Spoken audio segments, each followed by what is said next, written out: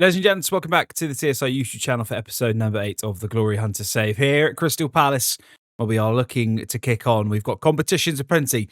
We've got a Carabao Cup semi-final, 2 legs to play. We've got some Champions League and Premier League as we hunt for the title. Before we get into it, have a look at the fixtures and the table for today. If you haven't already, please do subscribe to the channel. Help us on our road to 700. I really appreciate all the support and comments on all the recent videos. Keep them coming in. It's always nice to see some new faces in the comment section. We will start, as always, with a little look at the Premier League table. 21 games played. We're on 51 points. We are 3 points ahead of Liverpool, who are trying to hunt us down. That gap was as big as 6 points at one stage. We did have a little bit of a dip in form in episode 7, so we're looking to put that right today with some important games coming up. Arsenal further back. They're 8 points behind us in third. Chelsea are in fourth. Spurs are in fifth. Villa in sixth. Both the Manchester clubs, 7th and 8th. And a look at the foot of the table where we have Birmingham, Wolves and Sunderland currently occupying the bottom 3. The fixtures for today, as always, we will have 5 of them. 3 of them will play, 2 of them we will sim. It's Arsenal at home in the Carabao Cup first. I think we'll simulate that one because, again, the competition is not one that we need to win for the journeyman. So I think we simulate the first leg, maybe play the second leg. We'll then play Forest. We'll play Fenerbahce, I believe. Then we'll obviously play the Liverpool game, which is a crucial game at the top of the table, and then sim the Salzburg game to finish off the episode. We are in the January transfer window. I don't think we'll sign anybody. I don't think we need to sign anybody, to be completely honest. We've only got 40 million in the bank. So let's go and sim this Arsenal game, and then it's on to Forest at home. We will make some changes for this game. Ateta will still lead the line. Cooper Miners will still be in the cam. We're going to put Emerson Jr. on the left. Weston McKennie comes in, and Bassey comes in for John Stones, who's just struggling a little bit with fitness. I'm not expecting this to go our way, but first leg, anything can happen. Just keep us in the game. 3-1. It's going to make the second leg very difficult.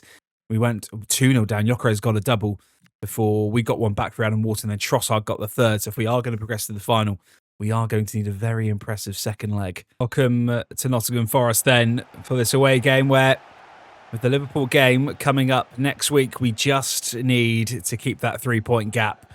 Our goal difference is good, but we need to win here. Our form has not been great recently. The defeat in the Carabao Cup semi-final 3-1 to Arsenal will not help that at all.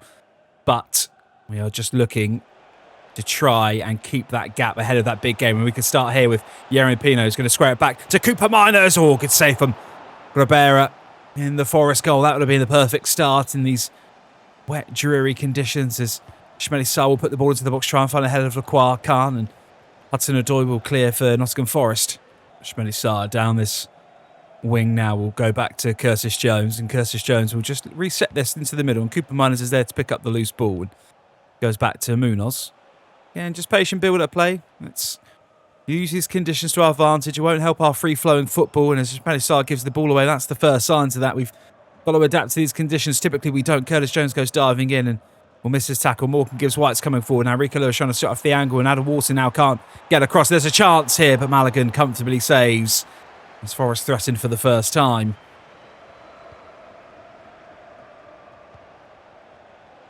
Jones out wide to Ismaila Sarr, who's got himself into a little pocket of space now. And Ismaila Sarr can try and drive into the box, cuts back at his right foot, finds Mateta one more time. What a tackle that is from Milinkovic to deny Jean-Philippe. Forest all over us like a rash. The press that they're putting is just really working so far, and we're struggling to really get out of our box and create something. And I feel like maybe the counter-attack is the only way we're going to do that, because so far we're being lacklustre. Rico Lewis on the overlaps. Good from Ismaila Sarr to hold up the ball. Now Rico Lewis can drive down the wing. He's not going to have the pace to beat his man. We'll have to cut inside, and tries to go across to Weston McKennie. It's just poor decision-making again. We look absolutely fried at the minute. Not a good first half by any stretch of the imagination. We have looked second best for most of this, and again, we just can't seem to get the ball for long enough. Rico Lewis has just made one of the worst touches you ever see. That is not peak Premier League football by any stretch of the imagination, and it gives Nottingham Forest a chance to come forward, and Lacroix, luckily for us, is there. Now we can try and build from something from the back as Ismaila Sarr will try and find Mateta, and the ball is just staying up. These conditions are treacherous. They really are, and we can't do anything to combat it. Pino now looks for the run of Munoz, and Munoz has made a run, and it's a brilliant run at that. Munoz can try and tick the ball into the box. Mittelstraat is there, clears the ball, comfortable yet again for Nottingham Forest.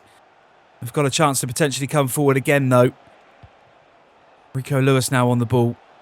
back to Jones, to Cooper Miners. Cooper Miners will look out wide, and it's just not there again. It's just not happening for us today. Cooper Miners now driving forward. Wonderful ball to Yeremy Pino.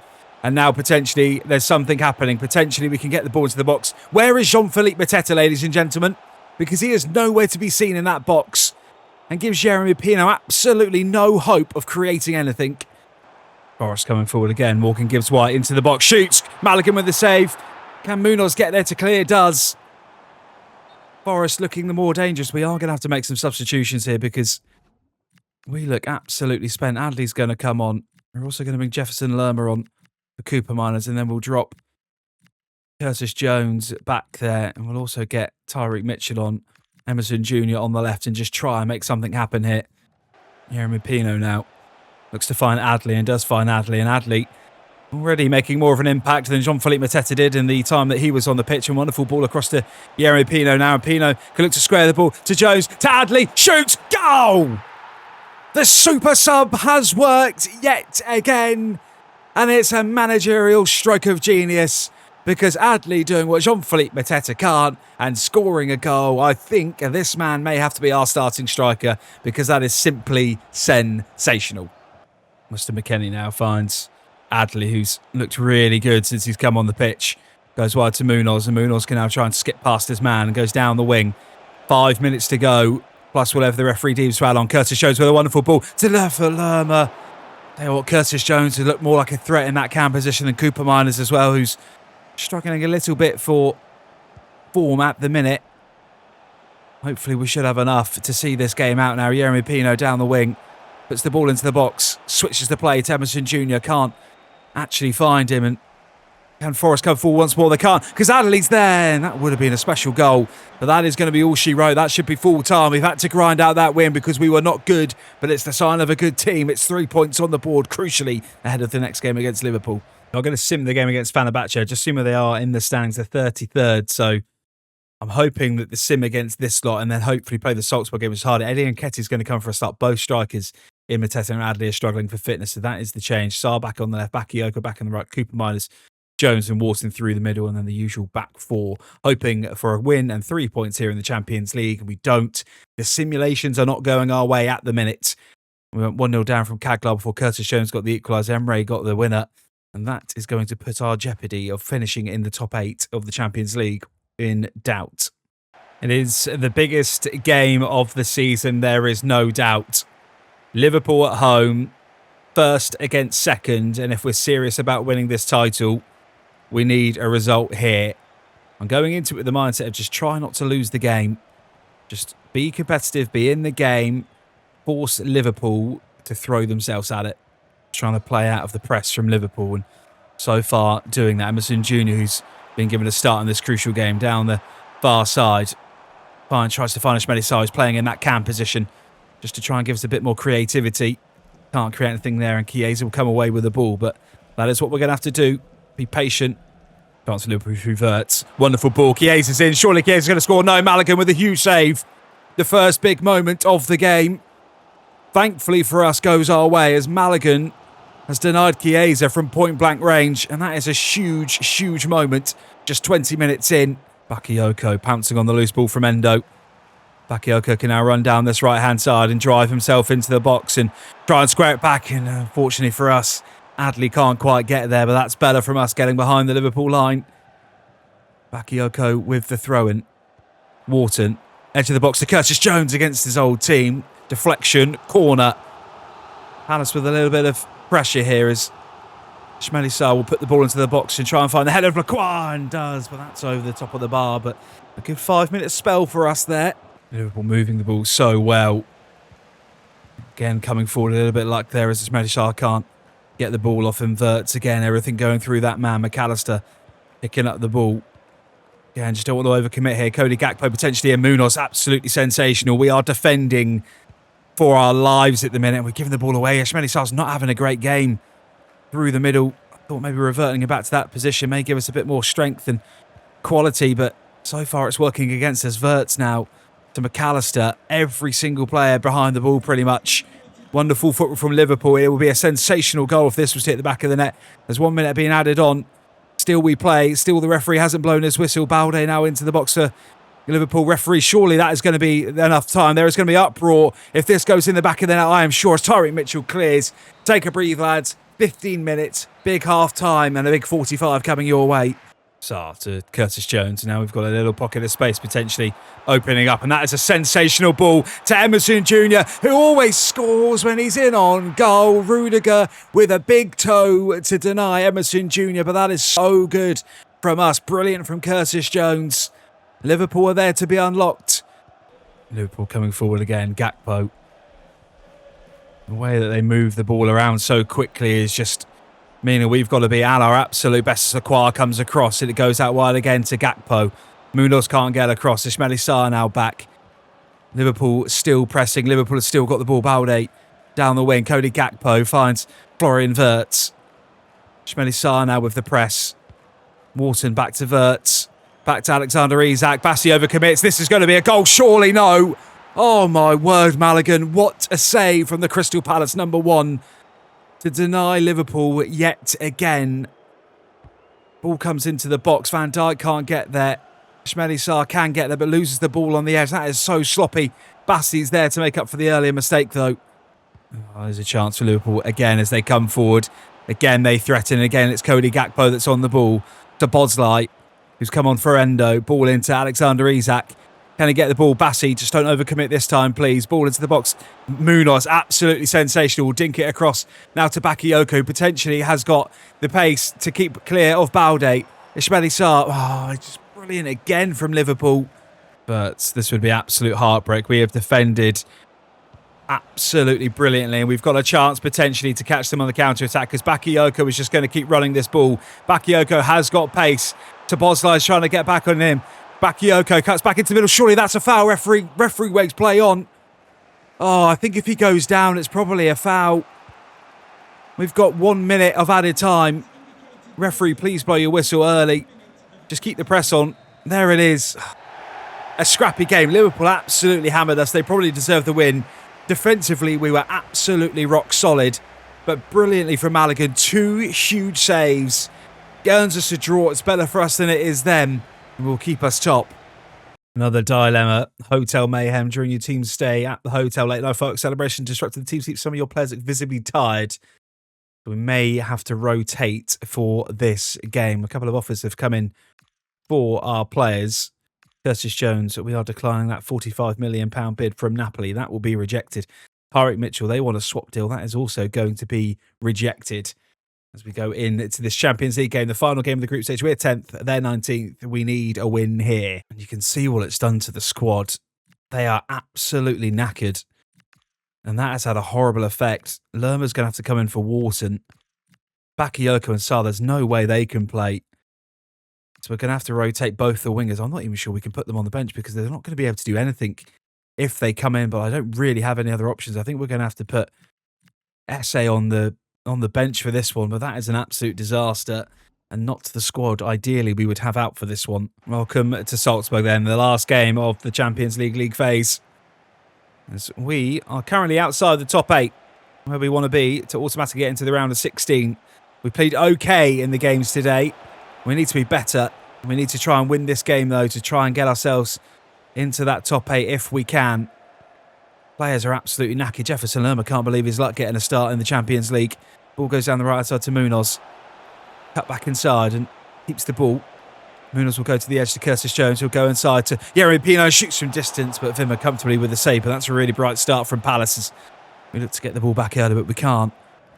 Pino finds Munoz. Munoz down the right-hand side now can potentially just keep on running here and try and create something. Can he get inside? Can he get into a little bit of space? He's going to have to cut back. Bidstrup is there. We look seriously leggy. Thankfully for us, though, so do they. Jerry Pino on the edge of the box now. Shoots from distance, and it's just over the top of the bar. Unlucky from him. Chance for Salzburg to create something. Lena down the wide, and this is really good from Bastian. Does really well. Tyreek Mitchell can't keep up with him. Gitano on the ball. Tyreek Mitchell, brilliant from him. One of the players that actually looks quite fresh and looks like he's not holding too much of tiredness. Mateta, brilliant. Emerson Jr., I think, has just about stayed onside. He has stayed onside. The Liza keeps his flag down. Emerson Jr. through on goal to make it 1-0. Puts it wide. Oh, he's been so good for us in those situations and just can't convert. He simply had to hit the back of the net, and somehow it's still 0-0.